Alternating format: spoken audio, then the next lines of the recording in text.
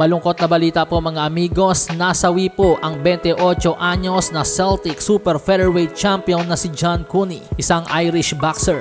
Bago sumampa sa ring, hawak ang perpektong kartada na 11 wins, no losses, no draws with 3 knockouts. Sa kauna-unang pagkakataon, idinepensa po ni John Cooney ang kanyang BBBOFC Celtic Super Featherweight title noong February 1 sa boksingerong si Nathan Howells. At natalo nga po via 9th round TKO itong si John Cooney. Itinigil daw po ang laban sa ika-9 na round sapagkat ito pong si John Cooney matapos ma-knockdown nahirapan po makabalik sa kanyang pagbabalanse.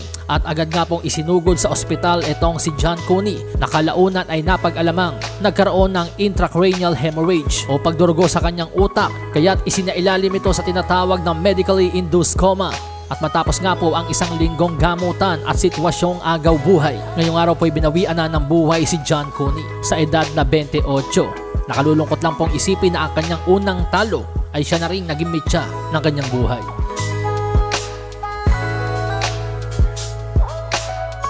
Samantala, nagbigay naman po ng sariling opinyon ang Trainer of the Year na si Robert Garcia kung bakit ayaw labanan ni Canelo Alvarez si David Benavidez. Ani Robert Garcia, hindi po papayagan ni Canelo na matalo siya sa isang kapwa Meksikano. Batid daw ni Canelo na malaking problema talaga itong si Benavidez kaya't hindi niya nilalabanan. Kaya't mas pipiliin pa ni Canelo na matalo sa Russian o sa ibang lahi. Dahil oo nga naman, kapag natalo si Canelo sa kapwa Meksikano, bababa po ang kanyang rango sa pagiging Mexican greatest fighter of all time.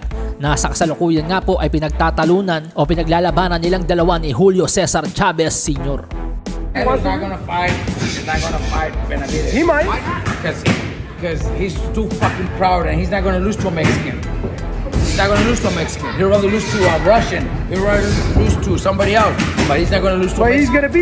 Sa San Antonio, Texas, natalo po ang ating kababayan na si Judy Flores, alaga ni Nonito Donaires Sr. Kanya po nakaharap sa isang bantamweight contest si Michael Angeletti na may kartadang 13 wins, no losses, no draws with 8 knockouts.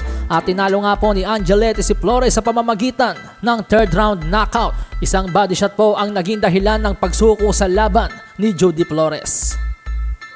Malasahin ang baraha, patunayan mo sa akin ha. Sino man ang mabunot na kalaban, di ka tatakbo ha.